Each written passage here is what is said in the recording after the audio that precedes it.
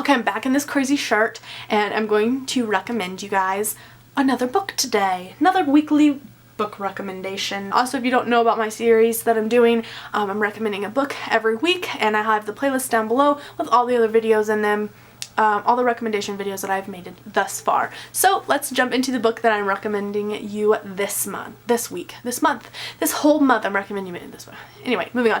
The book is The Monstrumologist by Rick Yancey. Rick Yancey also wrote The Fifth Wave, so if his name looks familiar, Fifth Wave is what he wrote, and also The Infinite Sea.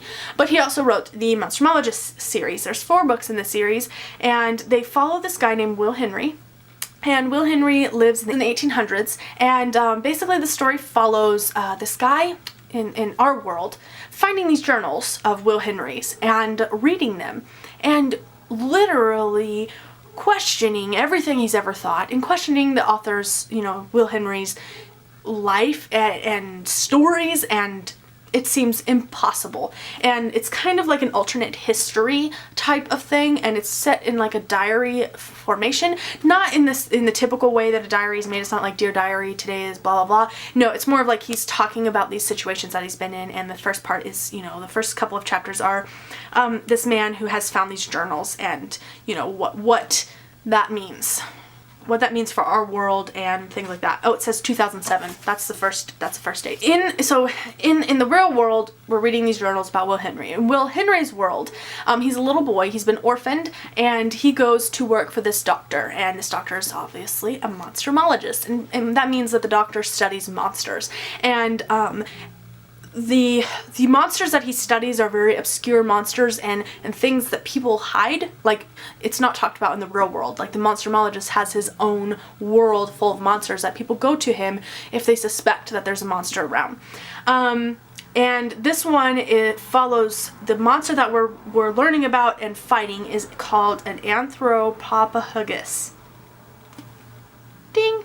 It says, it is the start of the most mysterious case of Will Henry's life. And this monster is like a night monster, and he kind of is really disgusting and creepy, and he's eating men. He's eating men, this monster.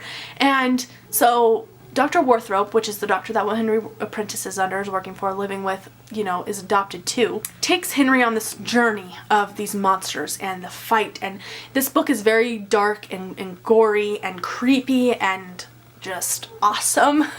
I loved it so much. It's so good, and it's definitely for those who like a little bit of horror around, I know obviously October has passed already, but it's still wintertime, and I feel like dark nights, early nights and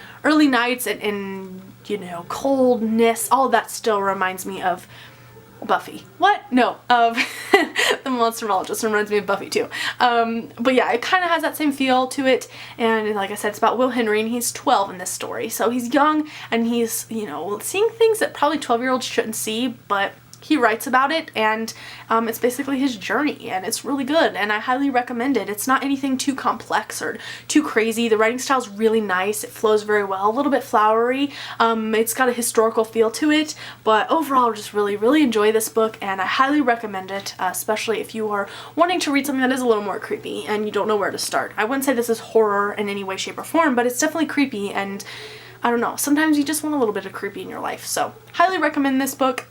Obviously, that's why I'm choosing it. That is all I have for this video, guys. Let me know if you're going to be picking up this book down below. If you've already picked it up, let me know your thoughts. And thanks so much for watching. I hope you enjoyed. I hope you have a great day. Bye!